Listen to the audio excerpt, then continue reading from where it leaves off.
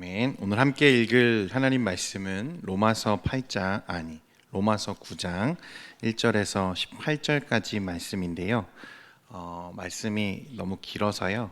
우리 16절과 17절 말씀만 우리 함께 합독하도록 하겠습니다. 로마서 9장 16절과 죄송해요 여러분 17절과 18절 말씀 두 절만 우리 함께 합독하도록 하겠습니다. 함께 읽겠습니다. 시작. 성경이 바로에게 이르시되 내가 이 일을 위하여 너를 세웠으니 곧 너로 말미암아 내 능력을 보이고 내 이름이 온 땅에 전파되게 하려 함이라 하셨으니 그런즉 하나님께서 하고자 하시는 자를 긍휼히 여기시고 하고자 하시는 자를 완악하게 하시느니라. 아멘. 할렐루야. 청년 여러분 너무 반갑고 또 환영합니다. 날씨가 요즘 너무 덥죠, 그죠? 교회 오면 시원합니다, 여러분. 이걸 꼭 기억하시고 교회로 자주 오시면 좋겠어요. 이 로마서 8장에서요, 우리 바울은 하나님의 구원이 우리 자신의 의지나 능력이 아니라 처음부터 끝까지 그것을 보장하시는 하나님께 달려있다는 확신으로 우리를 이끌었습니다. 미리 정하신 그들을 또한 부르시고 부르신 그들을 또한 의롭다 하시며 또 의롭다 하신 그들을 또한 영화롭게 하셨느니라. 자, 그런데 이 바울의 복음과 또 이 진리가 점점 힘을 얻고 또 그의 논리가 설득력을 가지면 가질수록 이 같은 사실에 대해서 불편함을 느끼게 되는 사람들이 당시에 있었습니다. 사실은 불편한 정도가 아니라요, 격렬하게 반대하고 아주 완강하게 거절했던 사람들이 있어요. 누구냐면 유대인들이었어요. 유대인들. 왜일까요, 여러분? 왜 이 은혜의 복음, 믿음으로 구원받는다는 진리가 유대인들에게 그토록 격렬한 반대를 받아야만 했을까요? 왜 그들은 예수님을 그토록 미워했을까? 그들은 스스로를 선민이라 하고 선택받은 민족이라고 하잖아요, 그죠? 하나님의 백성이라면 응당 하나님의 복음을 기뻐할 뿐만 아니라 기뻐하고 또 기뻐해야 되는 게 당연할 것 같은데 그들은 그렇지 않았죠. 그러니까 유대인들의 불편함, 유대인들의 이 거절에는 분명한 이유가 있었습니다. 그들은 수세기 동안 어떻게 믿어왔냐면 이 율법을 지켜야만 구원받는다고 믿어왔어요, 그죠?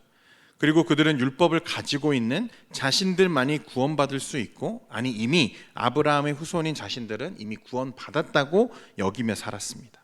자, 그런데 바울은 뭐라고 말하죠?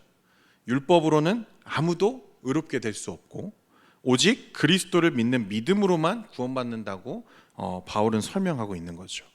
여러분, 그렇기 때문에 이건 유대인들에게 거의 사형 선고와 같아요.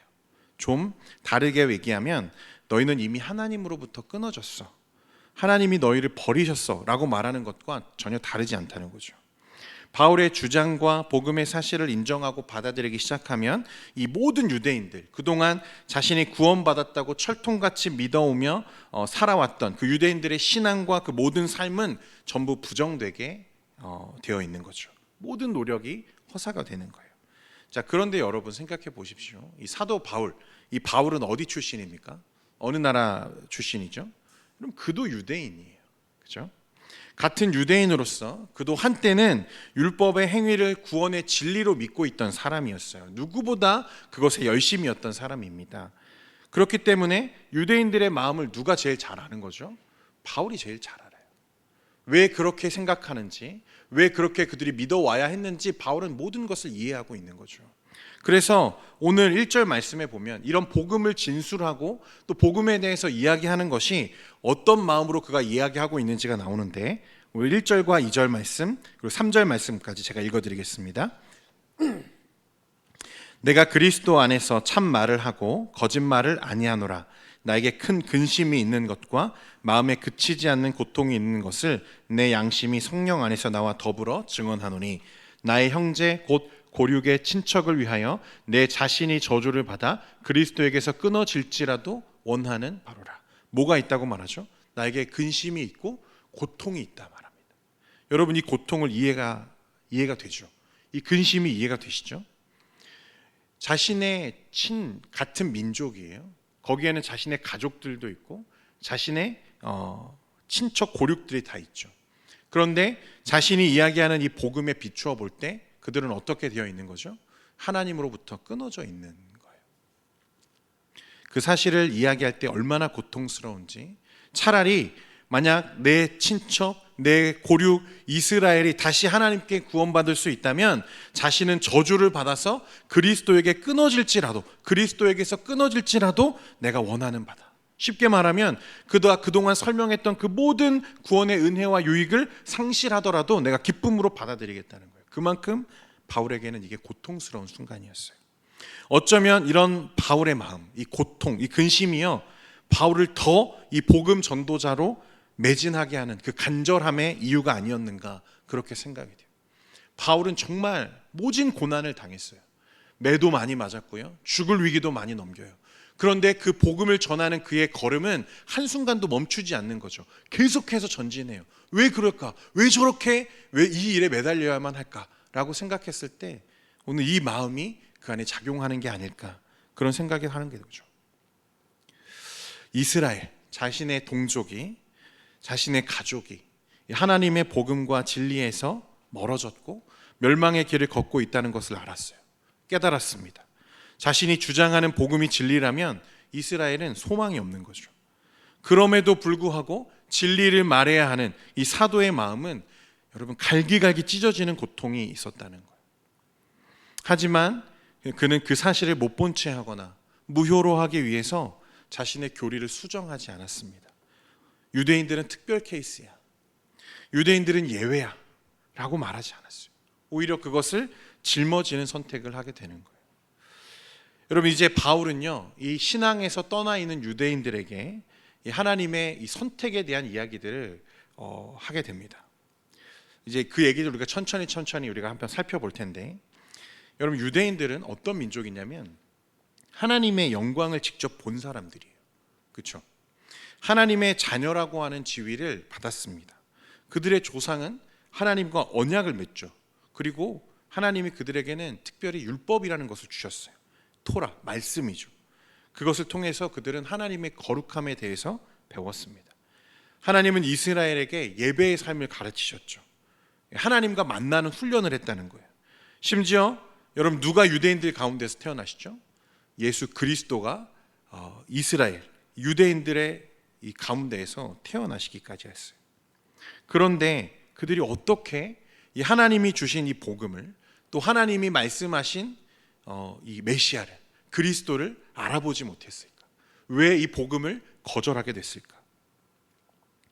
바울은 6절 말씀에요, 이렇게 대답합니다. 유대인의 불신앙에 대해서 이렇게 말씀합니다. 6절인데요, 같이 한번 스크린 보시고 읽겠습니다. 시작. 그러나 하나님의 말씀이 폐하여진 것 같지 않도다. 이스라엘에게서 난 그들이 다 이스라엘이 아니요. 그러니까 유대인이 그러니까 하나님의 복음을 거절하는 게 하나님의 언약이 깨어지거나 하나님의 구원이 실패한 게 아니라는 거예요. 바울은 이스라엘에게서 난 그들이 다 이스라엘이 아니다라고 대답합니다. 이건 굉장히 중요한 관점이에요. 이스라엘이지만 이스라엘이 다 이스라엘이 아니래요. 이게 무슨 말일까? 유대인들은 자신이 아브라함의 혈통적인 자손이기 때문에, 아브라함의 혈통이기 때문에 당연히 하나님의 백성이고 하나님께 구원받는다고 믿어왔어요. 자, 그런데 이스라엘에게서 난 자가 다 이스라엘은 아니다. 무슨 말입니까? 아브라함의 혈통이라고 다 하나님의 백성이 아니고 다 구원받는 게 아니라고 말하는 거예요. 자, 이것을 뒷받침하기 위해서 바울이요, 유대인이라면 모두 다 아는 두 가지 장면을 예로 듭니다. 첫 번째는 아브라함의 아들 이삭과 이스마엘에 관한 내용이고, 두 번째는 이삭의 두 아들 야곱과 그의 형 누구죠? 에서에 관한 이야기를 이제 본문에서 하고 있는 거예요. 자, 여러분 잘 아시는 것처럼 하나님이 믿음의 조상 누구죠? 아브라함을 부르셨어요. 그렇죠? 부르셔서 뭐라고 약속하십니까? 내가 너의 후손을 뭐와 같이? 하늘의 별과 같이, 그리고 바다의 모래알 같이 많게 할 거다. 하나님이 약속하시죠. 부르신 나이가 몇 살이었어요? 75세였어요. 이미 그는 노인이었습니다. 자, 그런데 아브라함이 그것을 믿고요, 진짜 아버지의 집을 떠났어요. 자, 아버지의 집을 떠나서 하나님의 말씀대로 갔는데 하나님의 약속이 이루어질 기미가 보이나요? 보이지 않아요. 언제까지 하나님이 응답하지 않으시냐면 아브라함이 86세가 될 때까지 하나님은 침묵하셨어요. 아니 자손이 많아지려면 아들을 주셔야 되잖아요. 그런데 아들을 안 주세요. 86세가 되었습니다. 하나님이 응답하지 않으시니까 어떻게 하냐면 이 아내 사라와 이제 논의를 하는 거예요. 야, 하나님이 아무래도 나를 잊어버리신 것 같아 라고 얘기하는 거죠. 그래서 어떻게 결정하냐면 이 사라에게 몸종 하갈이 있었는데 그를 아브라함과 동침하게 해서 그의 후대를 이어가게 하자. 우리가 하나님을 좀 도와드리자. 이렇게 논의하는 거죠. 그렇게 해서 아브라함과 하갈 사이에 태어난 아들이 누구냐면 이스마엘이에요. 이스마엘. 그때 나이가 86세입니다. 대단한 할아버지죠. 근데 아브라함이요, 이 이스마엘을 자신의 후계로 삼기로 결정을 해요. 그래서 뭐라고 얘기하냐면 창세기 17장 16절에서 19절 말씀인데요. 여러분 스크린 보시면서 한번 보세요. 내가 그에게 복을 주어 그가 내게 아들을 낳아주게 하며 내가 그에게 복을 주어 그를 여러 민족의 어머니가 되게 하리니 민족의 여러 왕이 그에게서 나리라. 아브라함이 엎드려 웃으며 마음속으로 이르되 100세 된 사람이 어찌 자식을 낳을까? 사라는 90세니 어찌 출산하리요 하고 아브라함이 이에 하나님께 아뢰되 이스마엘이나 하나님 앞에 살기를 원하나이다. 19절 말씀인데요. 같이 한번 읽겠습니다. 시작.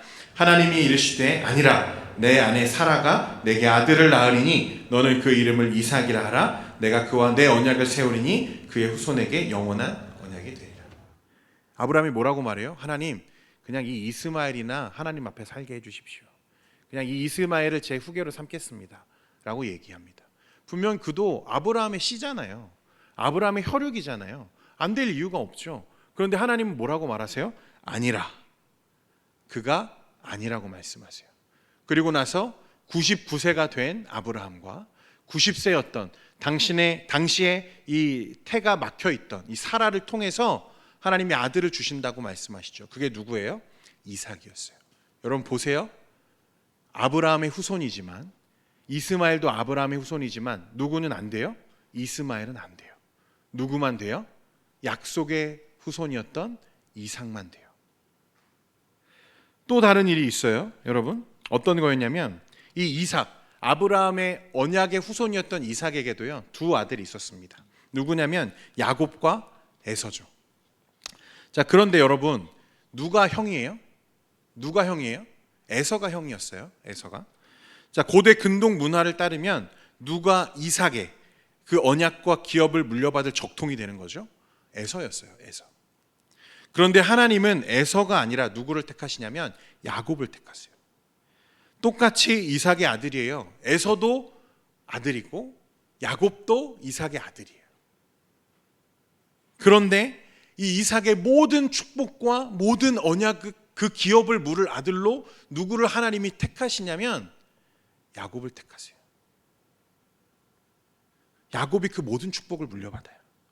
분명 육신으로는 에서와 야곱 둘 다 아브라함의 후손이고 이삭의 자손이지만 그중 한 사람만 영적인 후손이 되어서 모든 축복과 약속을 유업으로 받았다는 거죠. 여러분 하나님은 아직 그 자녀들이 태어나기도 전에 에서가 아닌 야곱을 축복하시기로 선택하셨어요. 그를 약속의 자손으로 후손으로 고르셨다는 거죠. 야곱이 후에 더 훌륭한 사람이 될 거라는 이 신적인 지식에 근거해서 하나님이 그를 후손으로 택하신 게 아니에요. 그는 분명 도덕적으로도 윤리적으로도 아주 문제가 많은 사람이죠. 속이는 사람이잖아요. 이름 자체가요, 형 뒤꿈치를 붙잡은 자, 속이는 자라는 뜻을 가진 자, 야곱이에요. 그런데 그의 이름을 이스라엘로 바꾸시고 하나님이 그를 언약의 후손으로 택하시죠. 왜 에서는 안 될까요? 왜 야곱이어야만 할까요? 여기서 하나님이 야곱은 사랑하고 에서는 미워했다라는 말씀을 하는데 12절 말씀입니다. 기록된 바 내가 야곱은 사랑하고 에서는 미워하였다 하심과 같으니라. 하나님이 야곱은 사랑하고 에서는 미워했다. 이건 무슨 말이냐면요, 우리가 생각하는 것처럼 그냥 미워한다, 그를 혐오한다, 그런 뜻이 아닙니다. 누가복음 14장 26절에 보면 예수님이 제자들에게 자신을 따르려면 자기 가족을 미워해야 할지라 이렇게 말씀하세요. 여기서 가족을 미워해야 된다, 이건 히브리적인 관용 표현이에요. 무슨 의미입니까? 진짜 가족을 미워하라는 게 아니고 그것보다 누구를 더 사랑하라는 뜻이죠. 주님을 더 사랑해야 된다는 뜻이죠. 마찬가지예요. 야곱은 사랑하고 에서는 미워했다, 그래, 에서를 혐오했다, 에서를 증오했다, 그런 뜻이 아니고요. 누구를 더 사랑했다는 거예요.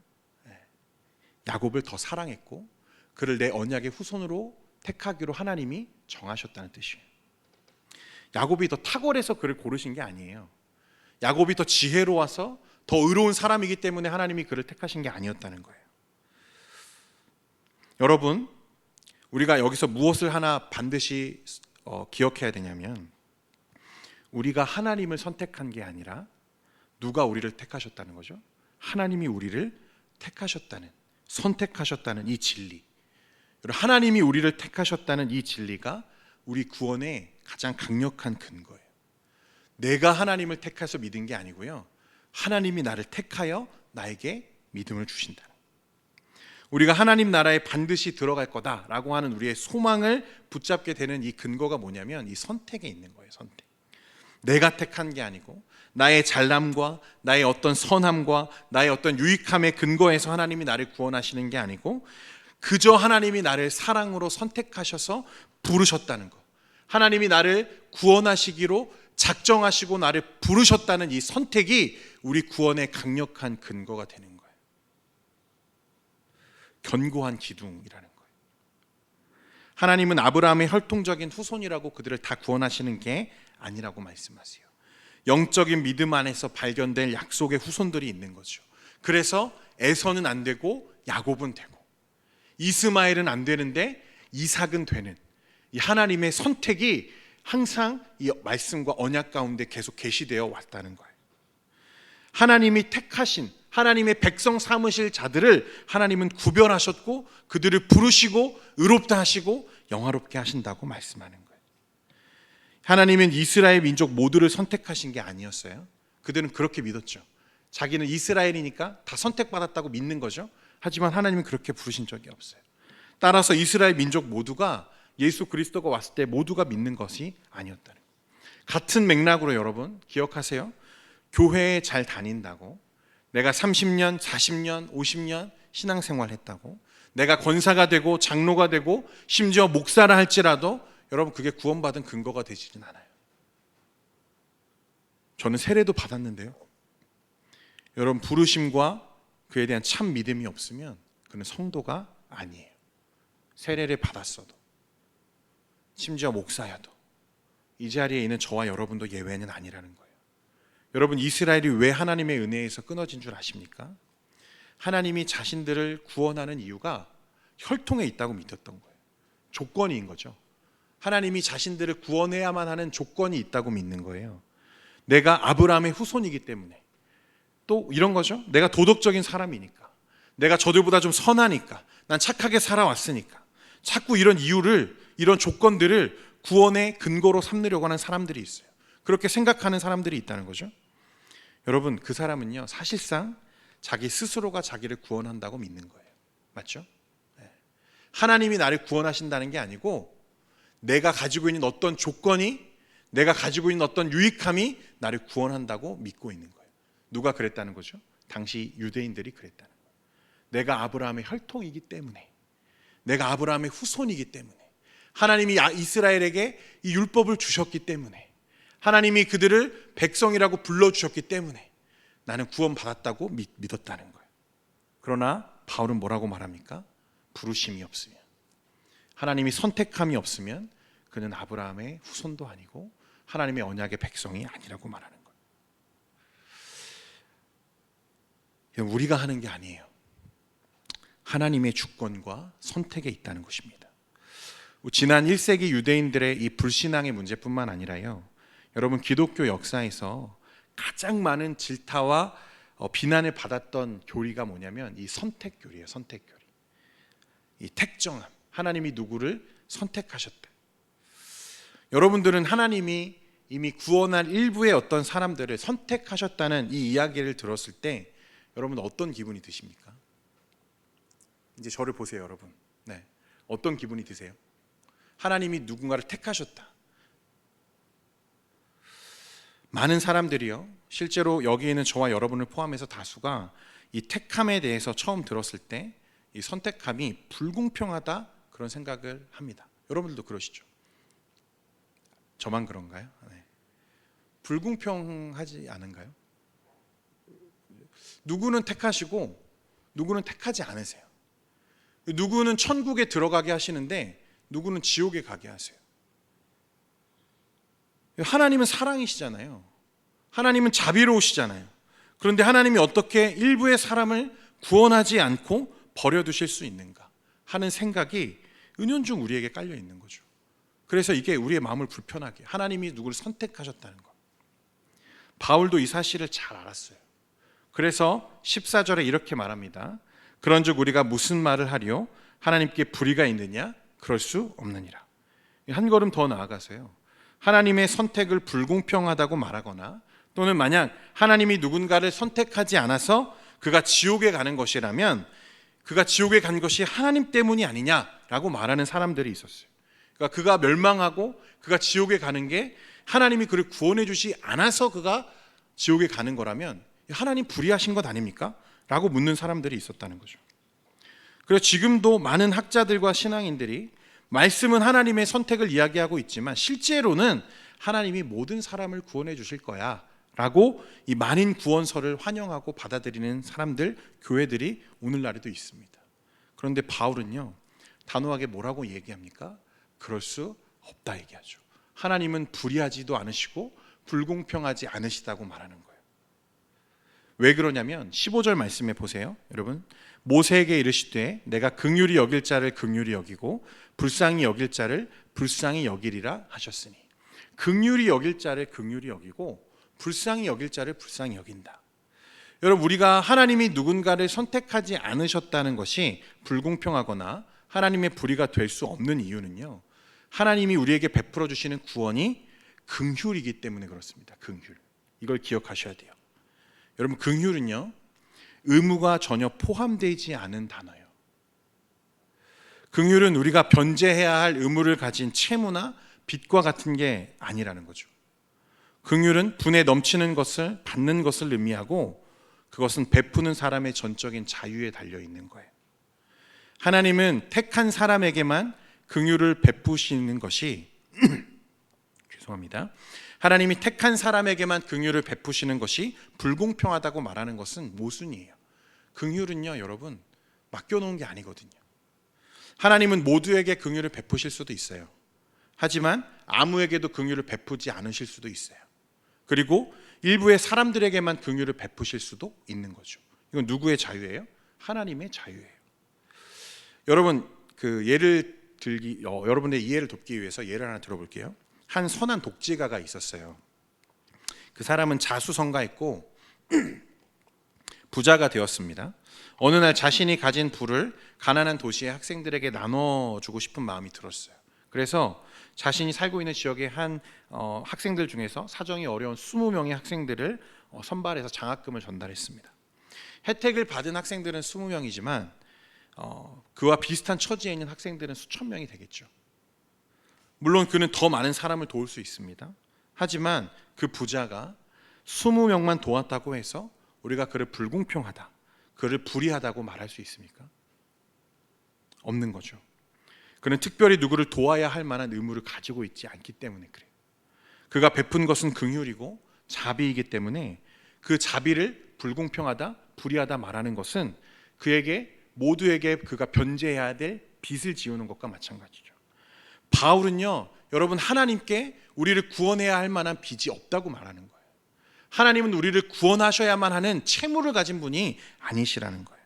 당연히 우리를 마치 구원하시는 게 당연한 것처럼, 우리가 구원을 하나님께 맡겨놓은 것처럼 하나님이 누구를 선택하지 않으셨다는 사실에 대해서 사람들이 반문해요. 하나님 불의하신 것 아닙니까? 이건 모순이에요, 여러분. 여러분, 하나님이 누군가에게 구원을 베풀지 않으셨다라는 게 놀라운 게 아니라요, 사실은 누군가에게 그 구원, 그 은혜를 베푸셨다는 사실이 놀라운 거예요. 여러분, 성경은 우리가 모두 죄와 사망에 빠져 있고 하나님과 영원히 단절되었고 심판받을 만한 자들이었다고 말하죠. 그런데 그들 중에서 하나님이 특별히 하나님의 사랑, 하나님의 긍휼의 근거에서 구원할 자들을 선택하셨다는 거예요. 그리고 저와 여러분들이 이 놀라운 긍휼과 자비의 근거에서 오늘날 구원으로 초청받았다는 사실이 놀라운 거예요. 믿으십니까? 여러분? 이게 놀라운 거예요. 여러분, 왜 하나님이 여러분들을 택하셨는지 아세요? 여러분들에게 그런 근거가 있어요? 여러분, 저 밖에 있는 사람들보다 여러분들이 더 선하십니까? 여러분, 그렇게 자신하세요? 아니잖아요. 한마디로 여러분 로또 맞으신 거예요, 사실. 이 수많은 사람들 중에서요, 하나님이 자신의 긍휼을 베풀 사람들을 그냥 선택하셨어요. 하나님의 자유로, 하나님의 의지로 그냥 선택하셨어요. 그 사람에게 내 사랑을 베풀기로 마음 먹었어요. 근데 그게 여러분이에요. 놀랍지 않습니까? 아무도 안 놀라시네. 네. 당연하다고 생각하셨나 봐요, 여러분. 17절 18절 우리가 읽었는데요, 성경이 바로에게 이르시되 내가 이 일을 위하여 너를 세웠으니 곧 너로 말미암아 내 능력을 보이고 내 이름이 온 땅에 전파되게 하려 함이라 하셨으니, 그런즉 하나님께서 하고자 하시는 자를 긍휼히 여기시고 하고자 하시는 자를 완악하게 하시느니라. 앞에서도 잠깐 언급했습니다만 일부의 사람들이요, 하나님이 택하지 않으셔서 그가 구원받지 못한 것이라면 실상 그가 멸망하는 이유가, 그가 심판받는 이유가 또 그 책임이 하나님께 있는 것 아니냐, 뭐 전부는 아니더라도 하나님이 나를 구원해 주지 않으셔서 내가 천국에 못 가는 거니까 하나님께도 일부의 책임이 있는 것 아니냐라고 생각하는 사람들이 있어요. 죄인의 멸망에 하나님의 책임이 있다고 생각하는 사람들, 그 사람들을 위해서 바울이 한 가지를 더 설명하는데 뭐냐면, 긍휼히 여기고자 하는 자는 긍휼히 여기시지만 또한 완악하게 하고자 하시는 자는 완악하게 하신다라고 말씀합니다. 여러분, 모세가요, 이스라엘 민족을 이끌고 나올 때 그 앞길을 가로막았던 왕이 있죠. 애굽의 왕 바로입니다. 거기서 보면 하나님이 그의 마음을 완악하게 하셔서 그가 하나님의 명령을 듣지 않았다, 이런 표현이 있어요. 그를 완악하게 하셨다. 근데 이걸 어떻게 사람들이 이해하냐면, 그의 의지와는 상관없이 하나님이 그를 완악하게 하셨기 때문에 그가 하나님의 명령을 거절했다는 것처럼 이해합니다. 여러분, 이건 바른 해석이 아니에요. 하나님께서 바로의 마음을 완악하게 하셨다는 것은 그의 마음을 완악한 대로 두셨다는 거예요. 그가 완악한 대로 두시기로 결정했다는 말입니다. 그의 마음을 바꾸지 않으셨다는 거예요. 같은 맥락으로 로마서 1장 24절에 이런 말씀이 있습니다. 그러므로 하나님께서 그들의 마음의 정욕대로 더러움에 어떻게 했다? 내버려 두사. 그랬어요. 내버려 두사. 이게 하나님의 바로를 완악하게 하셨다는 것과 같은 개념이에요. 그가 원래 선했는데 그를 완악하게 하셔서 그가 하나님을 거절한 게 아니고, 그는 원래 완악하고 하나님을 거절하기로 마음먹은 자지만 하나님이 그의 마음을 돌이키지 않으셨다는 거예요. 누구의 책임입니까? 하나님의 책임인가요? 아니에요. 바로의 선택이었다는 거예요. 여러분, 분명 성경은 선택받은 자들이 있고 구원받은 자들이 있지만 또한 누구도 있습니까? 하나님께 구원받지 못한 자들이 있어요. 그러면 그들이 구원받지 못한 것이 과연 누구의 책임이냐, 하나님의 책임이냐 물을 수 있습니까? 그럼 없다는 거예요. 여러분, 그 전도 폭발 훈련을 창설한 제임스 케네디라는 목사님이 있습니다. 대통령 이름이랑 똑같죠. 제임스 케네디라는 목사님이 계시는데 다른 분이에요. 이런 예화를 드신 적이 있어요. 어떤 동네에요, 한 무리의 친구들이 있습니다. 5명의 친구였는데 그중 하나는 아주 선하고 아주 착한 친구였어요. 그런데 이 친구가 어느 날 다른 4명의 친구들이 은행을 털려고 하는 아주 악한 계획을 가지고 있다는 것을 알았어요. 다른 친구들이. 그래서 그 악한 계획을 실행하려고 하는 날이 다가오고 실행하려는 찰나에 이 선한 한 친구가 다른 한 친구를 그 계획에 동참하지 못하도록 바짓가랑이를 붙잡고 늘어져서 실랑이를 벌였습니다. 그를 저지한 거죠. 그 사이에 다른 3사람의 친구는 은행을 털러 가서 사람도 죽이고 그러다가 붙잡혀서 결국 사형에 처해졌습니다. 자, 여러분, 이제 묻겠습니다. 이 3 친구가 죽음 또 멸망의 길을 간 것은 과연 누구의 잘못 때문인가요? 이 선한 친구가 말려주지 않아서 그가 멸망의 길을 간 건가요? 아니죠. 반대로 이 선한 친구의 만류로 이 비극적인 결말을 피한 한 사람이 있죠. 그러면 그는 이렇게 말할 수 있습니까? 나는 멸망해버린 저 3 친구보다 더 괜찮은 사람이기 때문에 나는 그런 아주 비극적인 결말을 피할 수 있었어. 나는 자유를 얻었어. 라고 말할 수 있나요? 없다는 거죠. 여러분, 지옥에 가야 하는 사람은 결국 누구의 죄 때문에 가는 거예요? 자기의 죄 때문에 가는 거예요. 자기 자신밖에는 어느 누구도 책망할 사람이 없다는 것입니다. 또한 천국에 가는 사람들, 하나님께 부름받은 자들, 그들은 어떤 거죠? 예수 그리스도 밖에는 찬양할 게 없어요. 왜요? 나에게는 구원받을 만한 그 어떤 근거도 없기 때문에. 따라서 우리는 구원이 처음부터 끝까지 전적인 하나님의 은혜라는 사실을 여러분 결코 잊어서는 안 됩니다. 만약 여러분 안에 참된 믿음이 있고 구원받음에 대한 확실한 열매가 있다면 여러분 이제 여러분들 안에는 무엇이 넘쳐야 돼요? 감사가 넘쳐 나와야 돼요. 이 감사가 구원받음에 대한 성도의 가장 합당한 반응입니다. 감사하지 않을 수가 없죠. 그렇죠, 여러분? 성경에 보면 10,000달란트의 빚을 탕감받은 한 사람의 이야기가 나와요. 왕이 어느 날 결산하다가 자신에게 10,000달란트를 빚진 사람이 있다는 것을 알았어요. 그를 붙잡아 오죠. 그에게 빚을 변제하라, 채무를 이행해라 라고 말하죠. 그에겐 돈이 없습니다. 그의 처지가 딱해요. 왕이 그에게 10,000달란트를 탕감해 줍니다. 그런데 그가 돌이켜서 나오는 길에 자신에게 100데나리온 빚진 한 동료를 만나죠. 그에게 빚을 변제해라, 돈을 갚아라 라고 말합니다. 그가 딱한 사정을 이야기하지만 그는 들어주지 않아요. 그를 오히려 감옥에 가두죠. 이 사람이 옳으냐라고 예수님이 물으세요. 여러분, 오늘날 이게 우리의 모습이에요. 여러분들은 하나님께 긍휼과 자비를 받았습니다. 그 구원을 아무 대가 없이 무조건적인 선물로 하나님이 여러분들에게 주셨어요. 그런데 여러분 감사하지 않는 거죠. 감사. 여러분 감사합니까? 거봐요. 감사하지 않으시잖아요. 그렇죠? 여러분 감사와 감격이 있어야 돼요. 그리고 이 감사와 감격이요, 예수 믿은 이후에 우리의 삶을 하나님의 은혜로 이끄는 가장 중요한 동력이에요. 감사가 없으면요, 여러분 하나님의 은혜의 삶을 살 수가 없어요. 여러분 이거 잘 점검하셔야 돼요. 내가 지금 무엇으로 사는지 잘 점검하셔야 돼요. 그냥 다람쥐 쳇바퀴처럼 인생이 돌아가니까 그냥 그 시스템 속에 갇혀가지고 살고 있는지, 아니면 구원받은 이후에 구원받은 백성으로 내가 감사함으로 하나님의 삶을 살고 있는지를 잘 점검하셔야 돼요. 할렐루야. 여러분 이 감사가 회복되는 저와 여러분 되기를 원합니다. 정리합니다. 여러분 하나님이 여러분들을 부르셨어요. 여러분들을 지으시기 한참 전에, 이 세상이 있기 전에 하나님이 여러분들을 선택하셨어요. 왜 선택하셨는지는 몰라요. 그러나 하나님이 그렇게 정하셨어요. 그리고 예수 그리스도, 이 구원의 은혜를 여러분들에게 쏟아 부어 주셨어요. 여러분 이제는 감사하는 것밖에 없는 거예요. 기도하겠습니다. 거룩하신 하나님 아버지, 모든 것이 하나님의 은혜임을 고백합니다. 왜 종교개혁자들이 오직 은혜, 오직 성경, 오직 그리스도, 오직 감사를 부르짖었는지 우리가 말씀을 통해서 하나하나 깨달아가며 우리의 신앙이 다시 한번 살아나는 귀한 시간 되게 해 주옵소서. 예수님의 이름으로 기도합니다. 아멘.